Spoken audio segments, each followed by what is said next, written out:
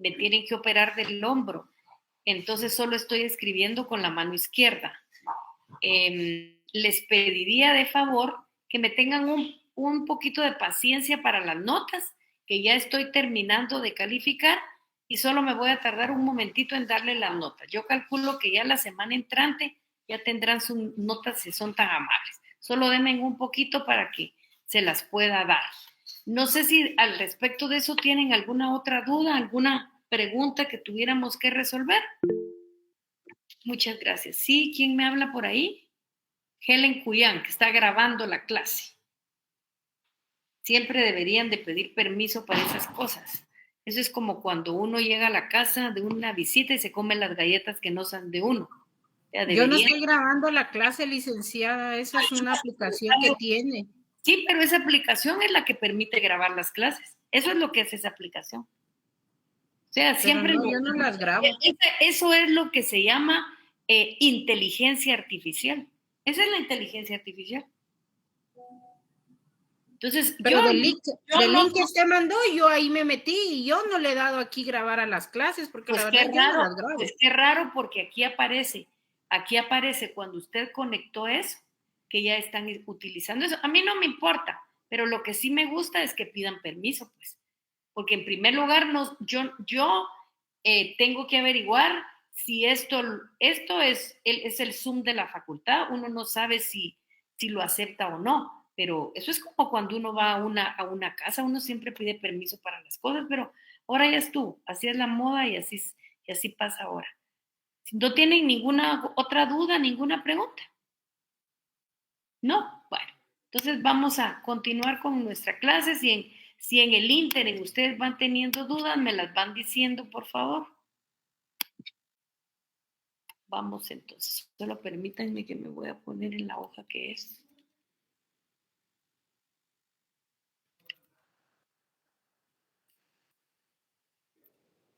Vamos a correr estos días, como les dije, en las clases para poder tener contenido para después de la Semana Santa, que va a ser nuestro examen. Entonces tenemos que estar listos ahí por el contenido, porque si no, no vamos a tener ningún contenido. Willy les va a terminar de mandar los laboratorios para que por favor lo hagan, porque les vuelvo a repetir, el examen va a tener parte teórica. Ya por eso es que ya no van a mandar los laboratorios, porque si nos vemos en la facultad es más sencillo que mejor hagan esos 10 puntos, los saquen de allá, ¿verdad? No los saquen de otra manera. Entonces vamos a seguir en nuestra clase. Permítanme que... Vamos a ver... Vamos a ver, aquí nos quedamos. Discúlpenme, ¿cuál fue la última parte que nos quedamos? Ya vimos lo de los recursos, ¿verdad? Aquí nos quedamos. Bueno, entonces, pues, ¿qué mandas? Ligda estaba hablando sobre los mayas. Sobre los mayas. Ah, entonces...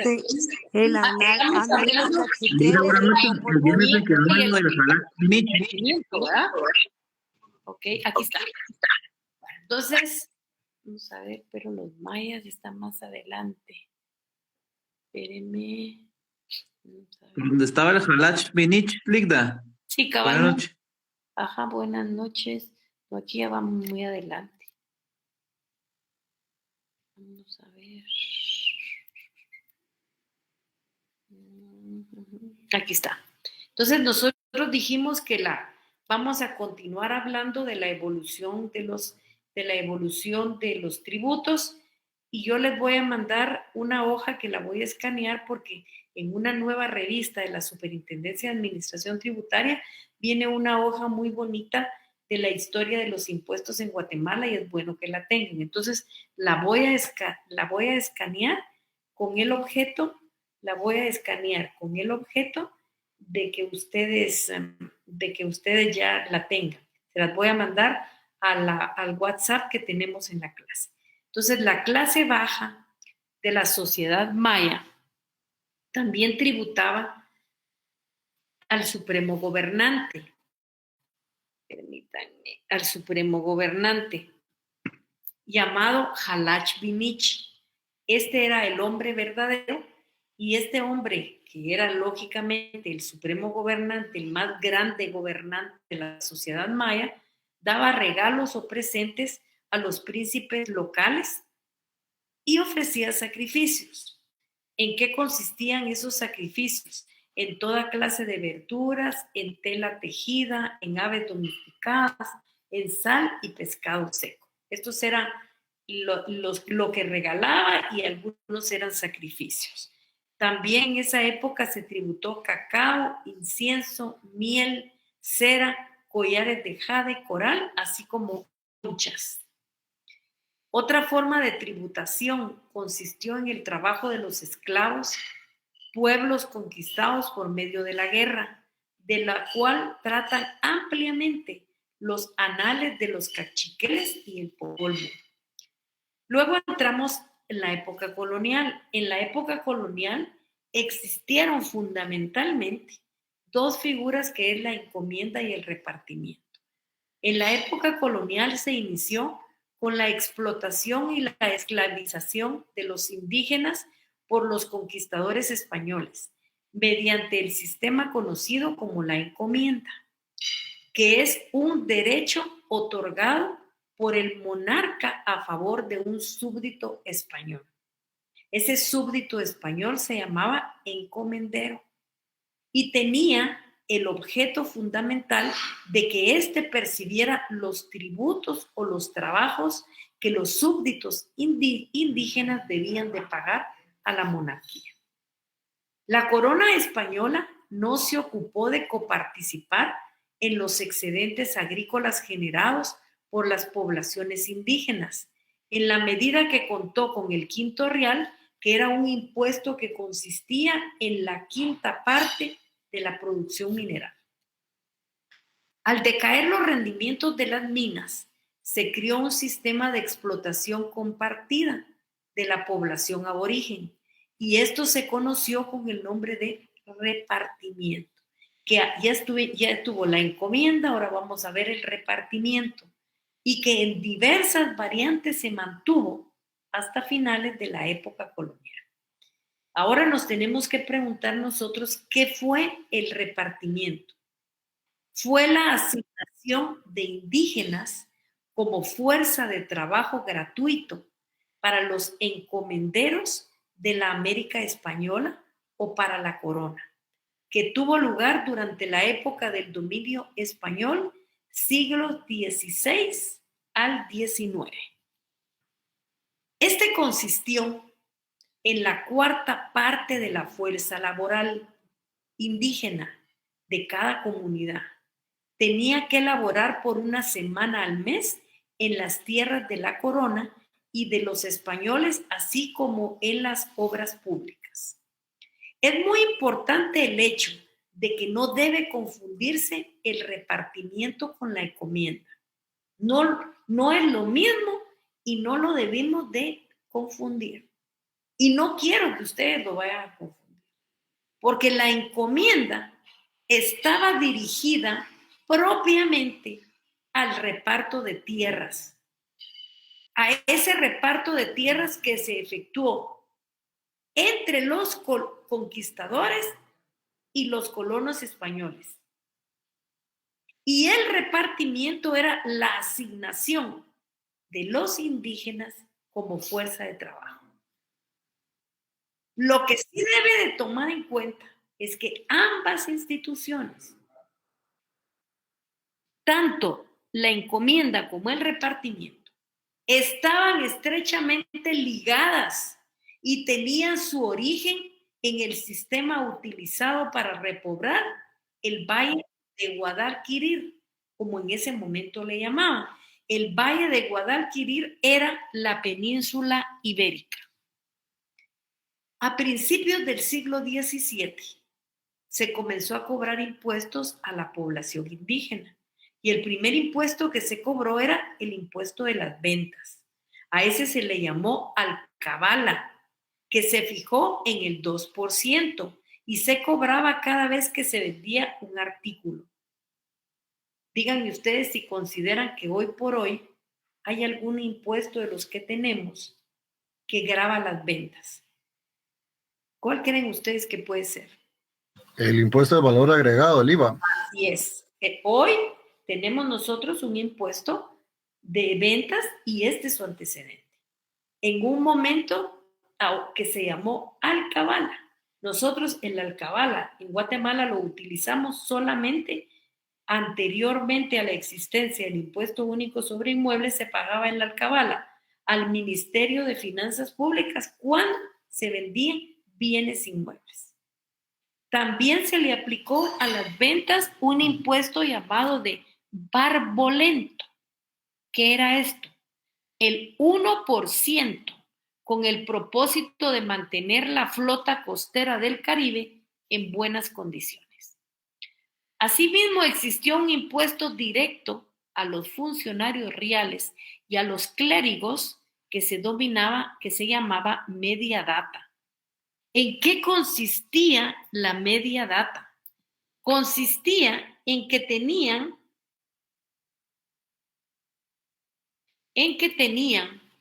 que pagar una sola vez un impuesto equivalente a la mitad de su sueldo anual. ¿Ustedes creen que hay hoy por hoy algún impuesto que sea lo mismo? En donde se pague un equivalente a la mitad de un sueldo o a un sueldo. Y que grava a los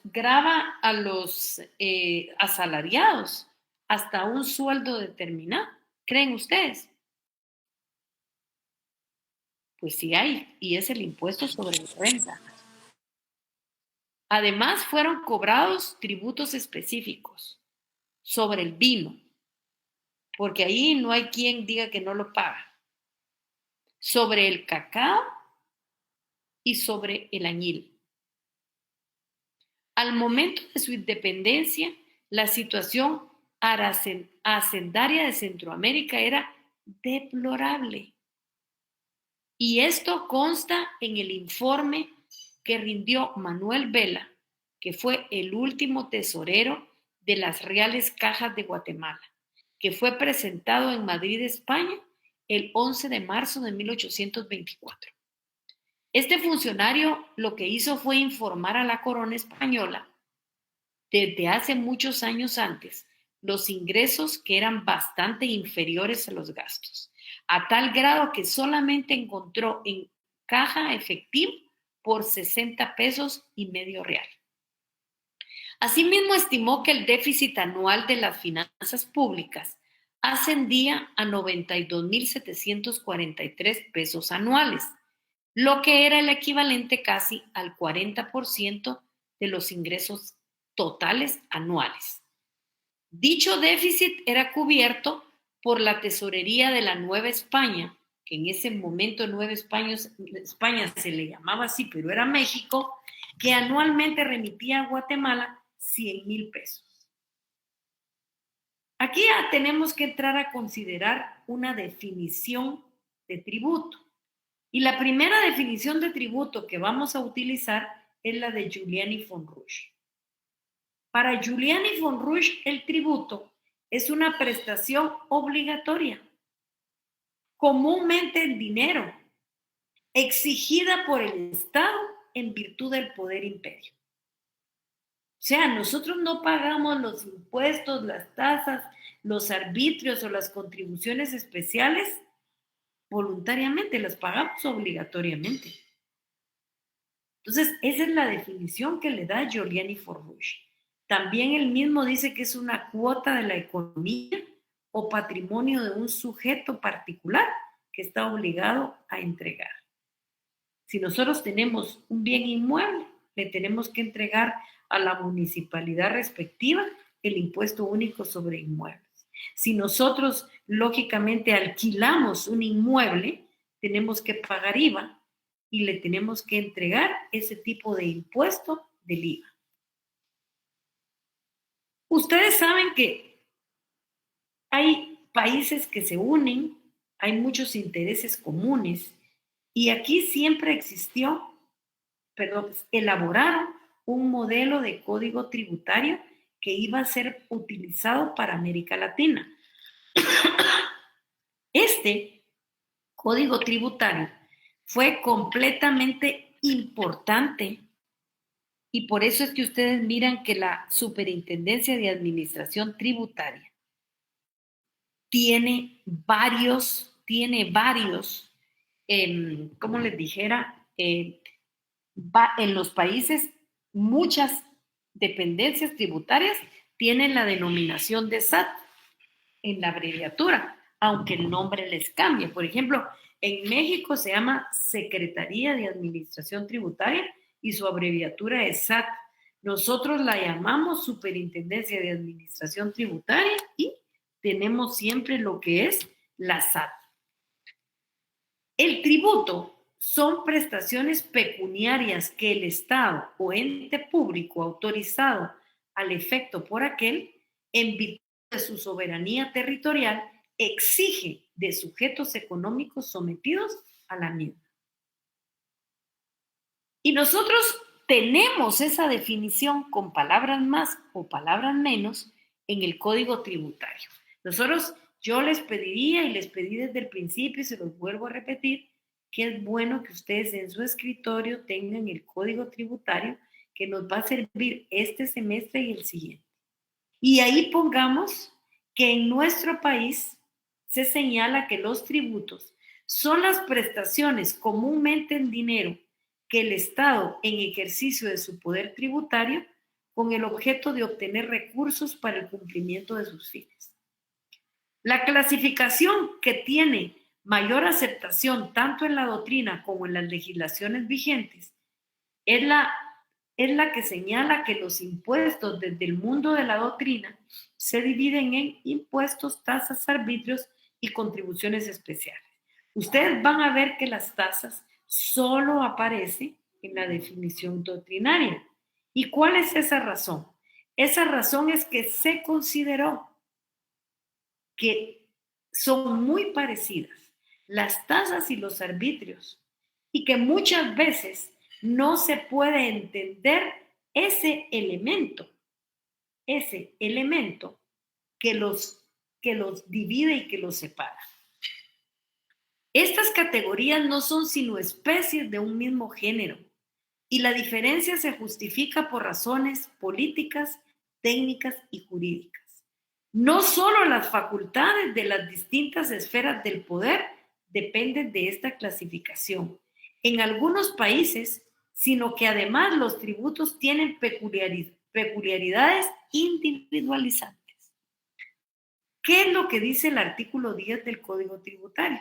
Que los tributos se dividen en impuestos, arbitrios, contribuciones especiales y contribuciones en mejoras.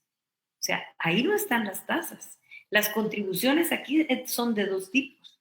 Entonces, esa que les di, donde están las tasas, es una definición doctrinaria que nosotros tenemos que tener claro, pero esta es nuestra definición legal y aquí no aparecen las tasas. Lógicamente, ustedes saben que las tasas son cobradas por las municipalidades, pero en Guatemala tenemos un gran inconveniente. Y el inconveniente es que nunca se terminan las cosas que se comienzan.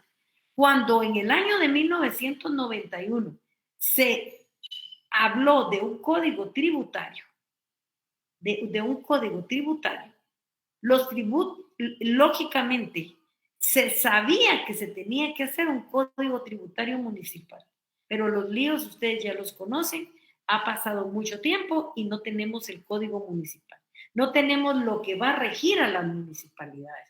Por eso es que vemos, por ejemplo, en los recibos de luz, que el arbitrio de luz eléctrica en Mixco es carísima. En Quetzaltenango un poquito más bajo, pero eso debería de estar uniforme. Pero nos hace falta ese elemento que los pone uniformes. Aquí tenemos que llegar a la conclusión de para qué son y para qué sirven los tributos. Son para que el Estado pueda cumplir con sus fines y satisfaga las necesidades de la población y que garantice la vida, la libertad, la justicia, la seguridad, la paz y el desarrollo integral de todos los guatemaltecos. Y se necesita disponer de recursos y estos provienen de los tributos. Según el artículo 2 de la Constitución Política de la República de Guatemala, solo el Estado, perdón, antes de todo, léanme el artículo 2 de la Constitución. ¿Quién me ayuda por ahí? ¿Me ayuda alguien? Lea el artículo 2, subrayenlo. Artículo 2. Lea despacito. Deberes del Estado. Es deber del Estado garantizarle a los habitantes de la República la vida, la libertad, la justicia, la seguridad, la paz y el desarrollo integral de la persona. Ok. O sea, des en cuenta cómo nuestra Constitución refleja la obligatoriedad que tiene el Estado. Entonces, es importante que el Estado cumple con nosotros. Des en cuenta ahora que las diputadas están fiscalizando los hospitales, a la de verdad.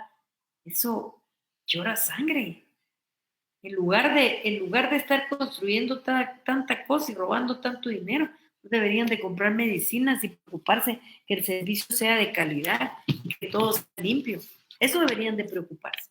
¿Por qué? Porque es una obligación constitucional que está contenida en nuestra Carta Magna. Aquí también tenemos que saber que solo el Estado puede decretar tributos. Solo el Estado. Y el sistema tributario de conformidad con la ley debe de ser justo y equitativo. Ahora miremos cómo se clasifican los tributos. Esta clasificación es nuestra clasificación doctrinaria. Esa es la doctrinaria. ¿Cuál es la clasificación del Código Tributario? A ver, ¿quién me lee el artículo donde está la clasificación del Código Tributario? A ver, ¿dónde está? Si se los acabo de leer. ¿Quién me lee el artículo 10 del Código Tributario? Ahí están o se fueron. ¿Se lo leo, licenciado? Hágame favor, si me hace la campaña. Artículo 10. Clases de tributos. Son tributos los impuestos, arbitrios, contribuciones especiales y contribuciones por mejoras. Entonces ahí se dan cuenta, no aparecen las tasas y hay otro tipo. Entonces, ¿qué tenemos que tener nosotros? Esta clasificación es la doctrinaria y del artículo 10 es la legal. Apréndansela porque tiene diferencia, no es lo mismo. Muchas gracias por haberme ayudado. Para Héctor Villegas, el impuesto es el tributo típico por excelencia. Es el que representa mejor el género. ¿Cuáles son las características de los tributos? Prestación en dinero. Ya quedamos claro que las prestaciones no pueden darse en especie ni en trabajo. Entonces solamente lo pagamos en dinero. Y es una característica usual que las prestaciones sean en dinero, aunque no es forzoso que así suceda. Pero nosotros sí lo tenemos aquí. Luego, la segunda característica de los tributos es la exigibilidad. La exigibilidad en el ejercicio del poder imperio. Ese es el elemento sustancial del tributo. Es la coacción. ¿Y qué es la coacción? La facultad de compeler al pago de la prestación requerida y que el Estado ejerce en virtud de su poder imperio, que es la potestad tributaria.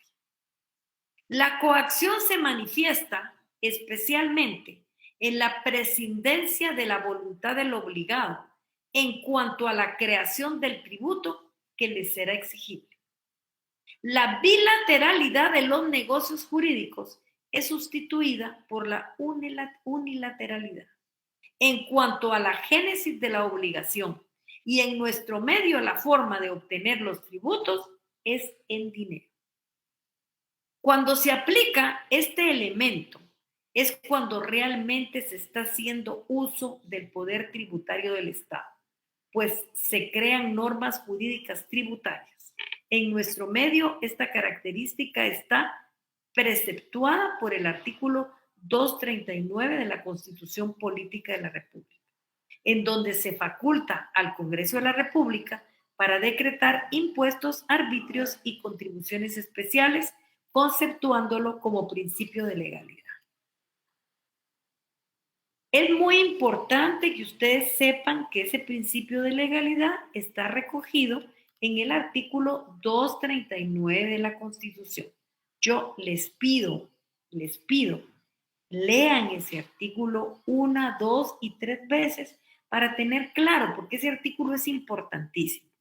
Luego, en virtud de una ley, no hay tributo sin ley previa que así lo establezca, lo cual significa que la coacción tiene un límite.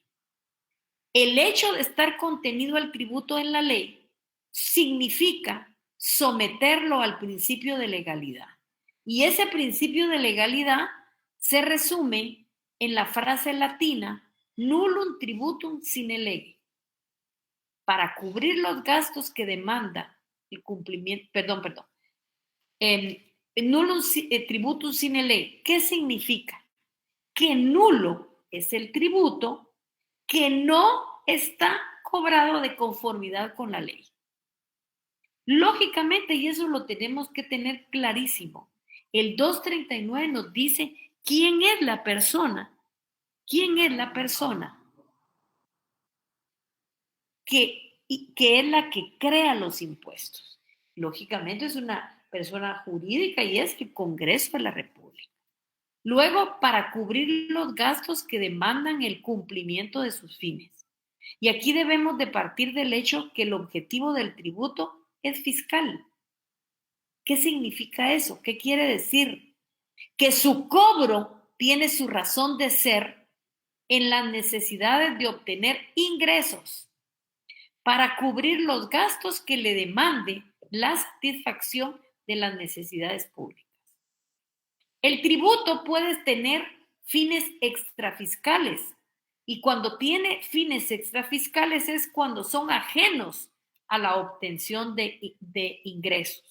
En el gobierno de Álvaro Arzú subieron los aranceles de los productos derivados de la leche. Sin embargo, este objetivo extrafiscal adicional no constituye la esencia jurídica de la institución del tributo, sino la utilización para objetivos económicos sociales de una herramienta de intervencionismo. El Estado puede intervenir activamente en la economía nacional, orientándola en virtud de medidas. Miren ustedes, esta lámina divide cómo se clasifican los tributos. En primer lugar, los impuestos pueden ser directos e indirectos, aunque hay otras clasificaciones generales, fiscales, extrafiscales, pero la clasificación más cajonera es esta que los divide en directos e indirectos, reales, personales y actos al consumo. Luego tenemos las tasas. Las tasas son judiciales y administrativas. Y las contribuciones especiales que pueden ser por seguridad social, por gastos y por mejoras. Y tenemos los arbitrios. Aquí Gastón Gessé, que era su sobrenombre, hizo un libro muy importante que se llama La riqueza de las naciones. Y yo creo que quien se quiera dedicar a los impuestos, obligatoriamente debe de leer este tipo de impuesto. Y se define los impuestos como la prestación pecuniaria exigida de los individuos según reglas destinadas a cubrir los gastos de interés general y únicamente a causa de que los contribuyentes son miembros de una actividad política organizada. Ahora vamos a ver los impuestos y qué es la primera clasificación de los tributos. Y es lo más importante que está dentro de los tributos y que son los que sostienen al Estado en su mayoría. Son los tributos exigidos por el Estado quienes se hallan en las condiciones generadoras de la obligación de tributar, elegidas por ser abstractamente, idóneas para exteriorizar la capacidad contributiva. y en proporción a esto siendo dichos hechos generadores de la obligación ajenos a toda actividad estatal relativa al obligado. Impuestos. ¿Qué fueron los impuestos en la antigüedad? En la antigüedad fue una prestación graciosa hecha por los súbditos al señor feudal, que se transforma en servicio o súplica de los reyes al pueblo para ayudar o cubrir los gastos de los servicios públicos. Posteriormente fue una colaboración del ciudadano y en la actualidad se ha convertido en una obligación que se reafirma con todas las modalidades de una prestación obligatoria, que a la vez produce ciertos efectos económicos sociales. El impuesto son los pagos que realiza el contribuyente. ¿A quién? Al Estado. Cada cierto tiempo, que puede ser semanal, al mes, al año.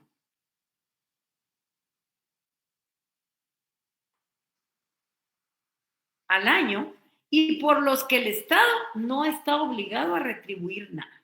Miren ustedes, por ejemplo, pagan el impuesto de circulación de vehículos, pero eso no les garantiza que las carreteras van a estar asfaltadas. No les garantiza que las carreteras no van a tener hoyos. Pum, va uno y mete la llanta en un gran hoyo, pum, se le arruinó el carro.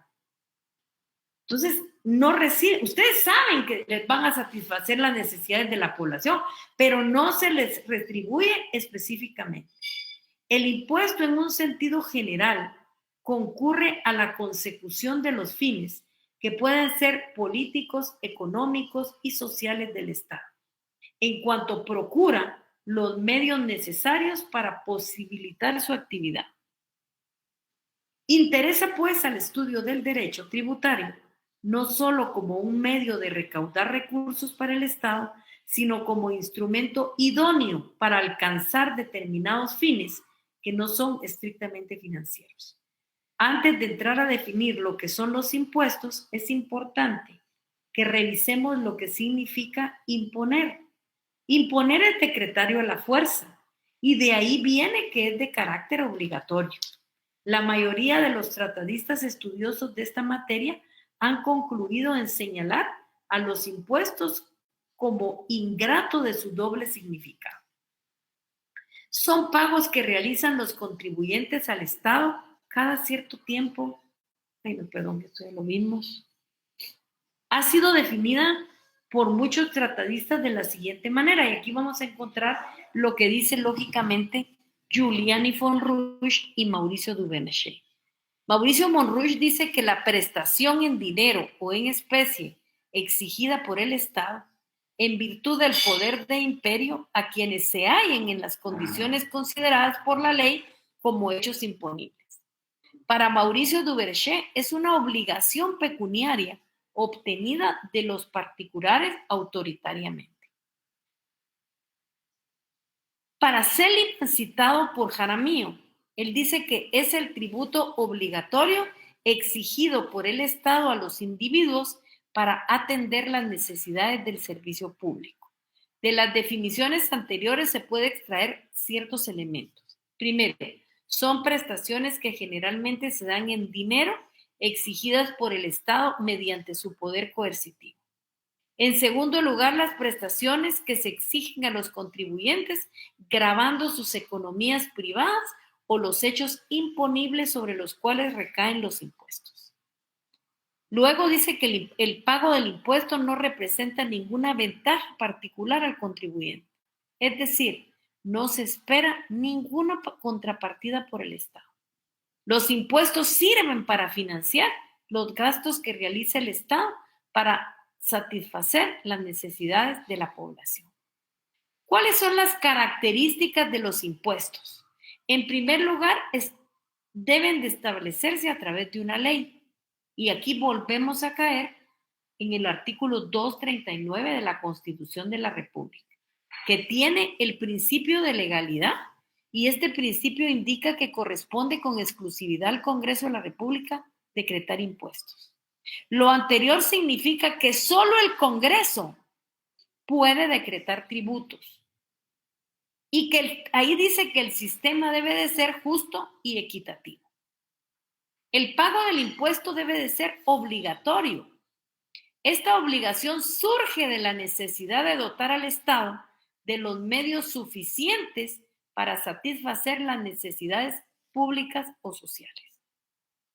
La obligación de pagar impuestos se origina de actos particulares ejecutados por los contribuyentes y que coinciden con las circunstancias contenidas en la ley como hecho generador. Tal como lo señala Joaquín Ortega, el individuo razonable tiene que elegir entre el sacrificio contributivo con los beneficios personales y sociales implícitos. Por aparte, nuestra Constitución de la República, en su artículo 135, literal D, señala cómo deber de todos los guatemaltecos contribuir al gasto público. Debe de ser proporcional y equitativo. ¿Qué es un impuesto proporcional? Esto significa que comprenda a todos por igual, o sea, de la misma manera, a todos los individuos que se encuentran colocados en una misma situación y circunstancia. La proporcionalidad radica medularmente en que los sujetos pasivos deben de contribuir a los gastos públicos en función de su respectiva capacidad económica, debiendo aportar una parte justa y adecuada de sus ingresos, utilidades y rendimientos.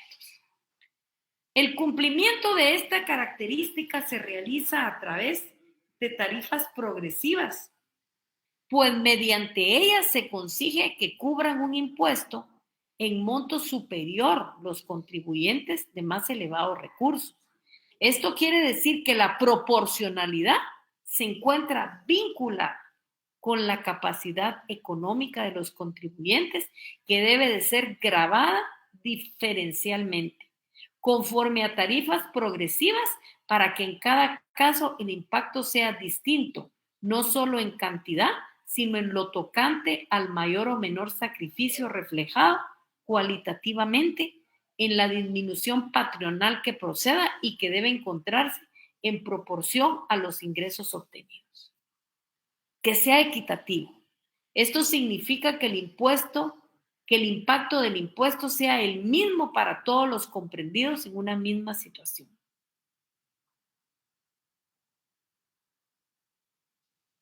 Un momentito que vamos a conectar esto. Gracias. Espérenme un momentito que dicen que no tengo conectada la computadora. Espérenme un momentito. A ver aquí. Un momentito.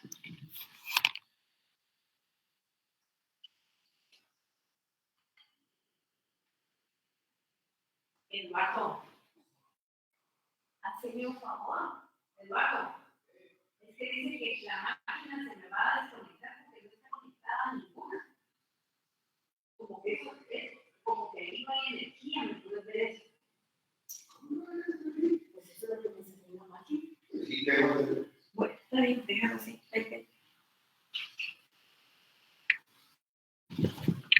Bueno, entonces que sea equitativo.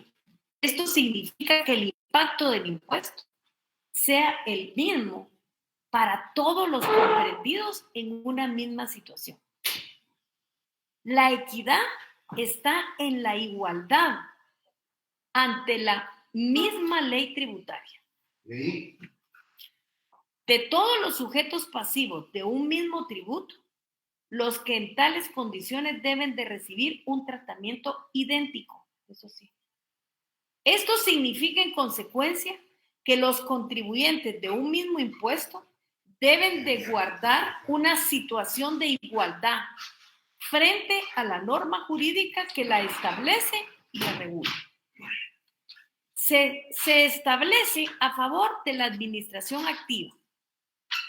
Todo el dinero que se pague proveniente de los impuestos debe destinarse a cubrir el presupuesto del Estado. ¿Cuál es el objetivo de los impuestos?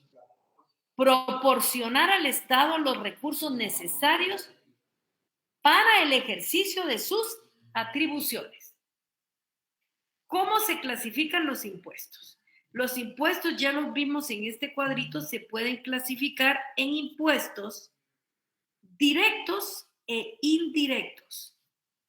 Los impuestos directos son los que inciden sobre cualquier manifestación inmediata de riqueza.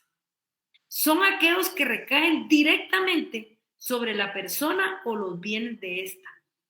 Una persona es obligada de conformidad con la ley a soportar el peso de la carga tributaria. Gravan de manera directa el patrimonio, los ingresos y rentas de los contribuyentes.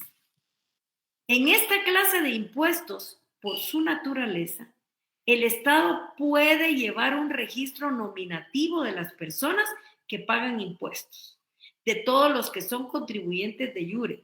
Y eso lo tiene la Superintendencia de Administración Tributaria. Solamente se coloca el número de NIT y ustedes perfectamente saben quién es la persona, si paga impuestos o no. Estos impuestos no son trasladados o repercutidos. Y les voy a poner un ejemplo de los indirectos. Miremos el IVA, por ejemplo. Imagínense ustedes en la elaboración de un par de zapatos. En primera parte, el comprador, el que va a elaborar los zapatos, tiene que comprarle al distribuidor. ¿Qué le va a comprar? Suelas, cuero, aunque sea sintético, como es la moda ahorita, plantillas, clavos, tacones. Ahí se traslada por primera vez el IVA. Se hace el zapato.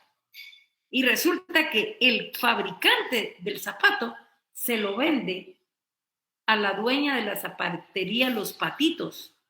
Y ahí es donde llegamos nosotros a comprar nuestro par de zapatos.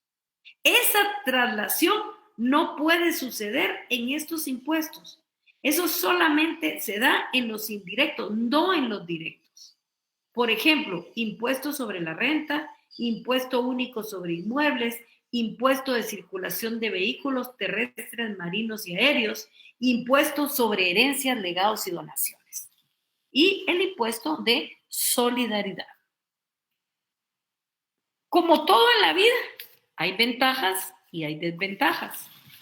Los impuestos directos tienen algunas ventajas. En primer lugar, es una renta cierta, concebida con anticipación y con la que se puede contar con certeza. Permite conocer al contribuyente y como consecuencia fiscalizar de manera su aporte fiscal de una manera continua y ordenada mediante listados específicos. Por su naturaleza, estos impuestos facilitan al Estado obtener sus recursos aún en épocas de crisis derivados de fluctuaciones económicas. ¿Cuáles son las desventajas de estos impuestos directos? Son muy sensibles a los contribuyentes en razón de afectarlos directamente y así provocan en estos una reacción de supervigilancia del manejo de los fondos públicos. Dejan a un amplio sector de la sociedad sin tributar. Por su fijeza, no permite al Estado aumentarlos sin que exista oposición. Como consecuencia, se limitan a una mayor percepción en un momento propicio para aumentar los impuestos. Ahora miremos cuáles son los indirectos. Son aquellos que gravan el consumo de bienes y servicios. Se denominan indirectos porque los mismos son trasladados en cada eslabón de la cadena productiva. Del importador al productor, del productor al distribuidor y del distribuidor al consumidor final. Sucede todo lo contrario de los directos. La persona obligada de conformidad con la ley no es la que soporta el peso de la carga tributaria. Por el fenómeno de la traslación, el legislador faculta al obligado a trasladar el peso de la carga tributaria al consumidor final. El contribuyente está obligado por la ley, que es el contribuyente de iure, traslada a otro contribuyente de facto, aquí dice ipso, pero es facto, la carga de pagar el impuesto. Este tipo de impuesto, por su naturaleza, sí puede ser trasladado a otras economías.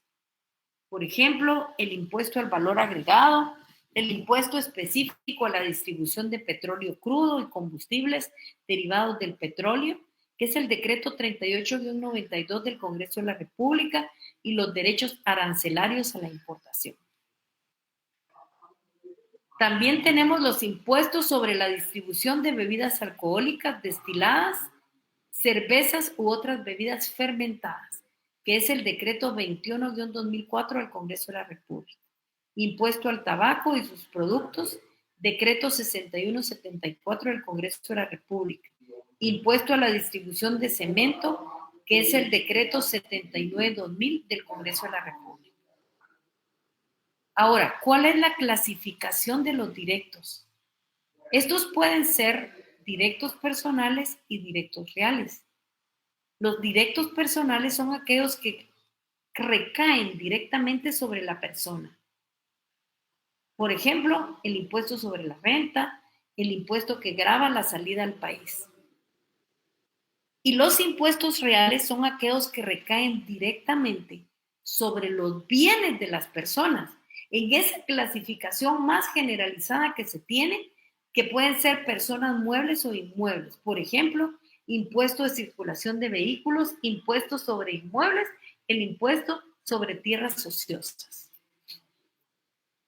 Y lógicamente, como les dije, hay otras clasificaciones de los impuestos. Hay impuestos generales o impuestos especiales. ¿Cuál es el impuesto general? Es el que grava actividades distintas, pero tal como lo señala Emilio Margay Manatou, tienen en común que son de la misma naturaleza. Y aquí el ejemplo que él nos da es el impuesto al valor agregado. ¿Y por qué dice que grava actividades distintas? Miren pues, si ustedes venden un bien inmueble, tienen que pagar IVA. Si ustedes son, digamos, si usted es un asalariado en su factura, tienen que pagar IVA. O sea, este impuesto permite actividades variadas y diferentes, no solo el mismo. ¿Cuál es el impuesto especial? Es el que grava a determinadas actividades, por ejemplo, el impuesto que grava a los automóviles nuevos y el impuesto a la minería. También hay impuestos con fines fiscales e impuestos con fines extrafiscales. Impuestos con fines fiscales son aquellos que se establecen para proporcionar los ingresos que el Estado requiere para la satisfacción de su presupuesto. Impuestos con fines parafiscales son aquellos que se establecen no con el ánimo o deseo de que se produzcan ingresos, sino con el objeto de obtener una finalidad distinta que puede ser de carácter social o económico, y nosotros ya pusimos los ejemplos en el tiempo del presidente Arzú, que se pusieron aranceles a la leche. El poder tributario, ya lo vamos a ver rapidito, es la potestad que tiene el Estado de imponer cargas tributarias a los ciudadanos. El Estado es el único ente con dicha facultad y en consecuencia tiene la calidad de sujeto activo de la relación jurídica tributaria. Lo anterior a efecto de poder subsistir y cobrarlo. Esta situación la vemos reflejada en el artículo 239 de la Constitución Política de la República de Guatemala, que tiene el principio de legalidad y que les pido una vez más, lo lean ustedes, por favor. Porque tiene elementos importantes. ¿Y cuáles son esos elementos importantes? El hecho generador de la relación tributaria, las exenciones, el sujeto pasivo del tributo y la responsabilidad solidaria, la base imponible y el tipo impositivo, las deducciones, los descuentos, las reducciones, los recargos y las infracciones y sanciones tributarias. Ya vimos las características del poder tributario.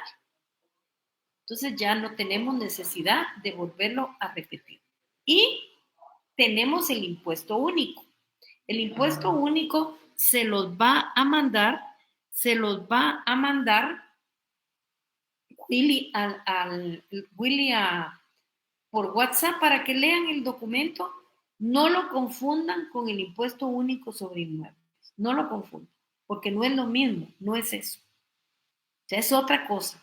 Lo que este impuesto pretende es gravar a un solo impuesto con todos los impuestos existentes. Pero ya se imaginan ustedes, si ustedes sumaran todos los impuestos existentes que hay, ¿a dónde llegaría la tarifa? La tarifa sería demasiado grande.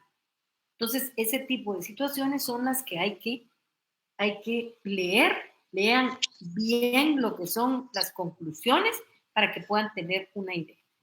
Aquí nos quedaríamos, no sé si tienen alguna pregunta, algo que quieran preguntar, algo que les hubiera quedado con duda, con mucho gusto se las explico. Ligda, buenas noches. Buenas noches, Diego. En el caso del impuesto único, lo que se pretende es que la base tributaria sea más grande y que los comerciantes informales se integren. Pero esa es la figura que también la SAT está promoviendo con MIPYMES. Pero esa es una trampa, Ligda, porque solo les da un plazo y de ahí, perdón, la expresión, lo revienta con impuestos. Entonces la idea no es tan descabellada, porque si se busca ampliar la base tributaria, pues parece una buena idea, pero la parte mala es de que se roban todo el dinero. Sí, esa es la parte mala, pero imagínese usted, ¿qué impuesto tan alto sería si va a sumar todos los impuestos existentes? O sea, esto sería impagable.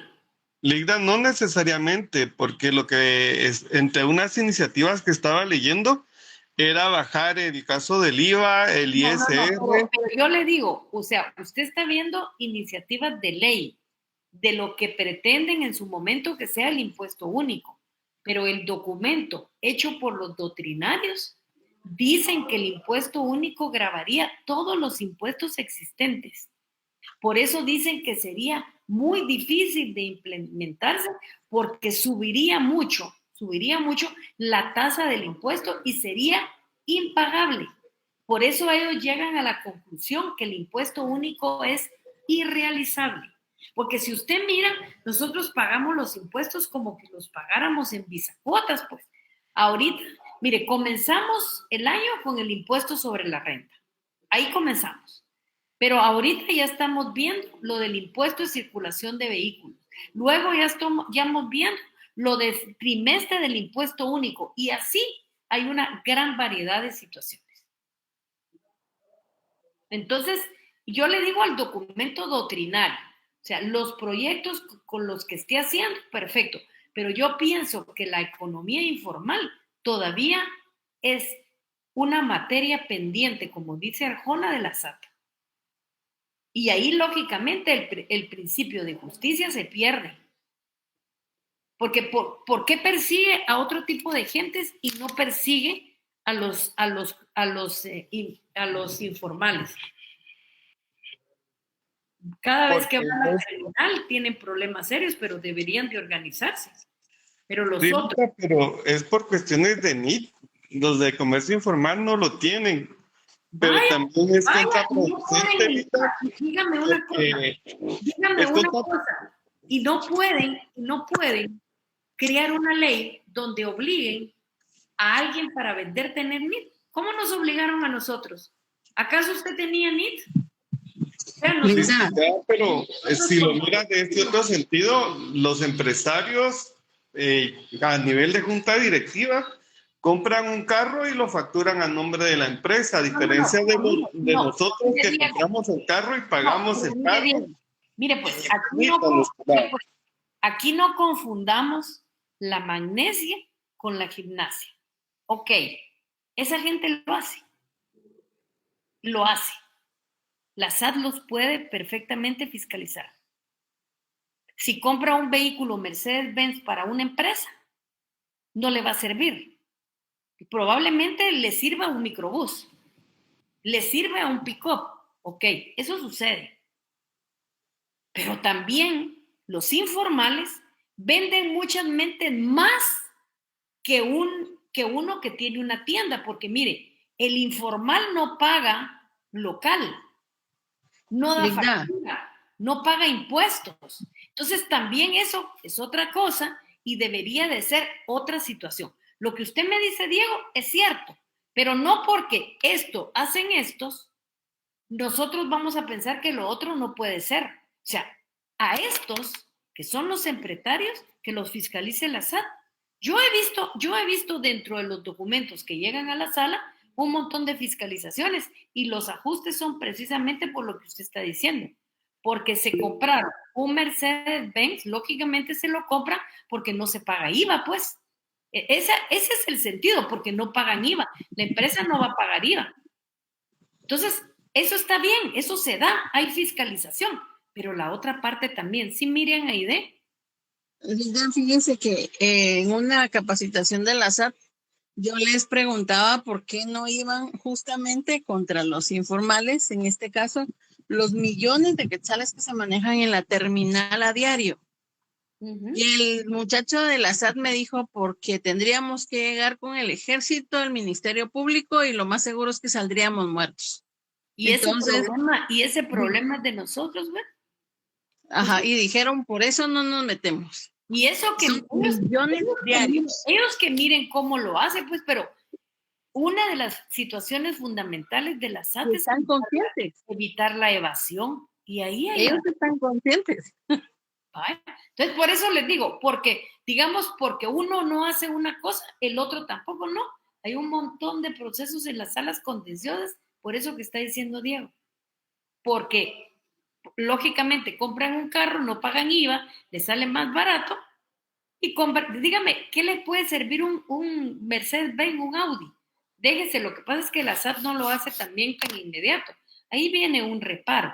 Sí, Byron Cordón Salazar, ¿qué manda?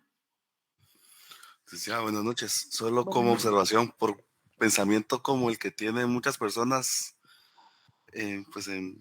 con relación a los impuestos, y en específico la profesión, que como decía la compañera Aide, la SAT no llega a la terminal y a esos lugares, pero entonces viene y aparece el caso de los abogados y notarios, que no están pagando los impuestos como deben ser. Porque tienen el desconocimiento y piensan en algunos casos que el hecho de pagar los impuestos de los timbres y lo que es el papel de protocolo ya cubrieron todo, pero no pagan lo que es el servicio, no emiten una factura por el servicio.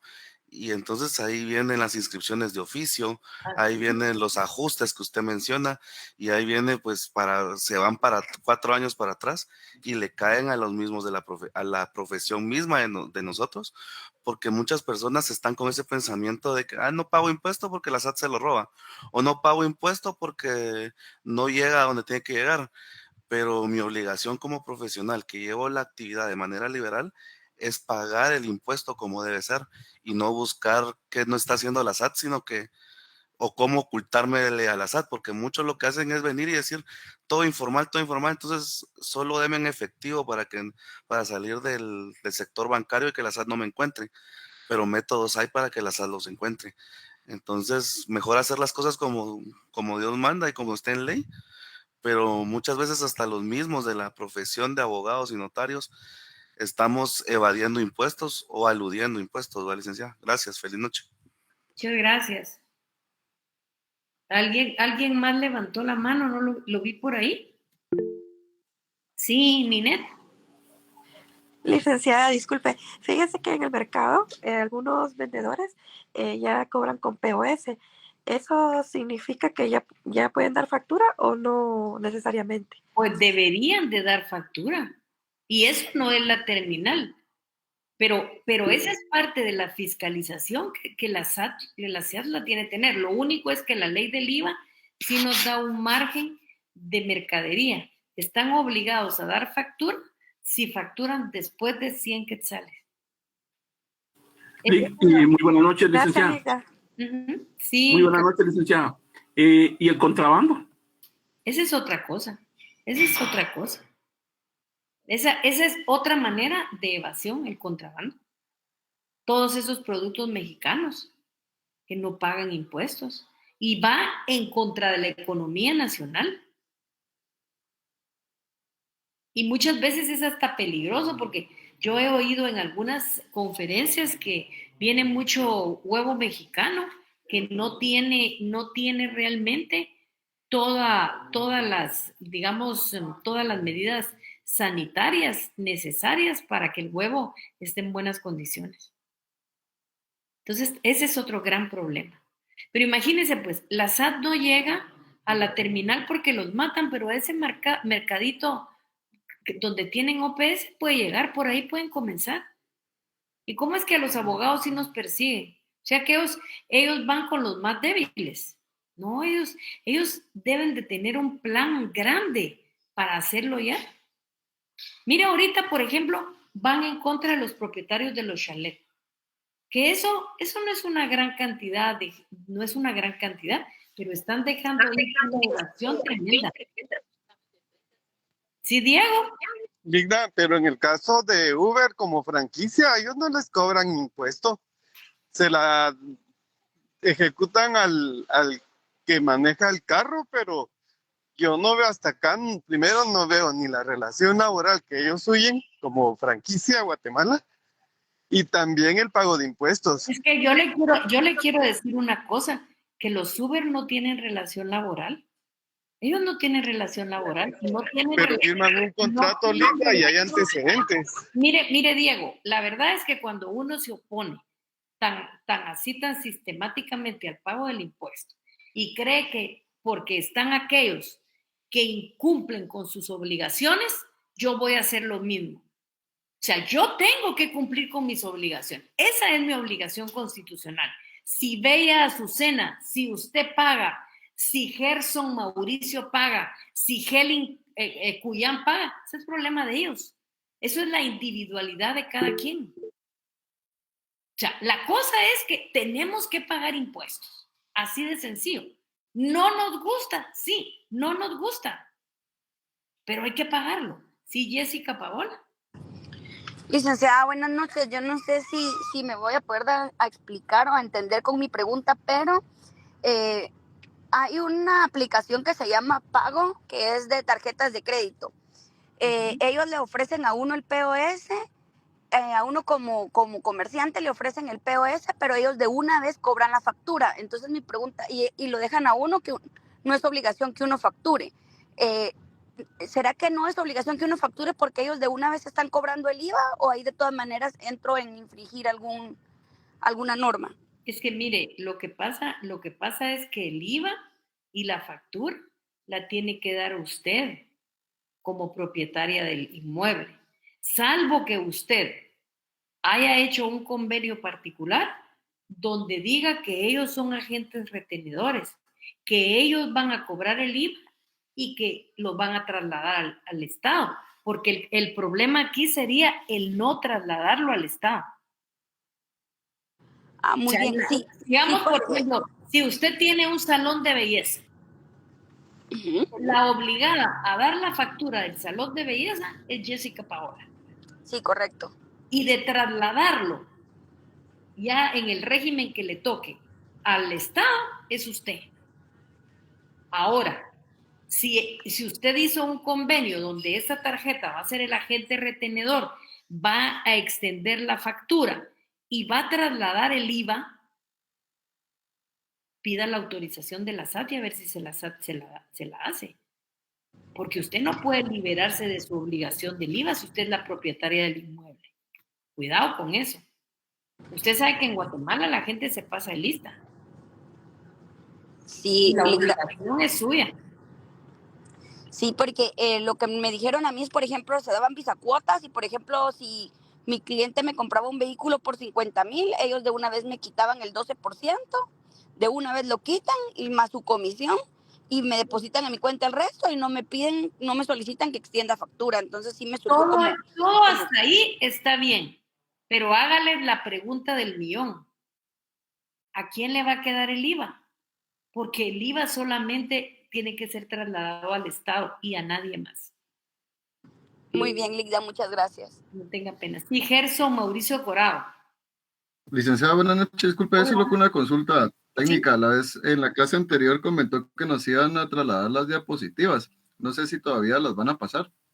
Fíjense que no les vamos a pasar las diapositivas porque les vamos a pasar los temas en general. Oh, perfecto. Gracias, licenciada. Los temas en general cuando estamos en Zoom. Bueno, que se los pasen en general, pero ahorita vamos a, ya les pasaron el tema 3. A mí me dijeron que ya se lo habían pasado. Entonces voy a volver a revisar hoy porque también los laboratorios se los van a mandar. Ok, licenciada, gracias, porque yo solo los laboratorios se había visto, pero está bien, muy amable. No tenga pena. Carlos Giovanni Escobar Chajón, ¿qué manda? Gracias, licenciada. Buenas noches. Yo solo tengo una pequeña duda. A ver. En el tema de los laboratorios, si bien lo mencionó usted al inicio de la clase, esos ya no hay que entregárselos a ustedes. No, ya no hay que entregarlos, pero yo sí les pediría que los hagan. Porque la única manera de estar ejercitando es eso. ¿Y por qué? ¿Por qué no va a tener puntos? Porque nos vamos a ver en la facultad. Entonces, mejor allá hacen sus 2 exámenes. Terminamos el examen de teoría, entregan el examen, ya sacan sus leyes y ya se quedan con el otro examen. Ok, eso sería el día que tengamos el parcial, el segundo parcial, ¿verdad? El examen parcial, así es. Van a tener su examen teórico y su examen práctico. Ok, gracias, Ali. ¿Alguna otra duda? ¿Alguna otra pregunta? Nos quedamos ahí entonces. Que Dios los bendiga. Pasen feliz noche. Cuídense mucho. Feliz noche, Lidia.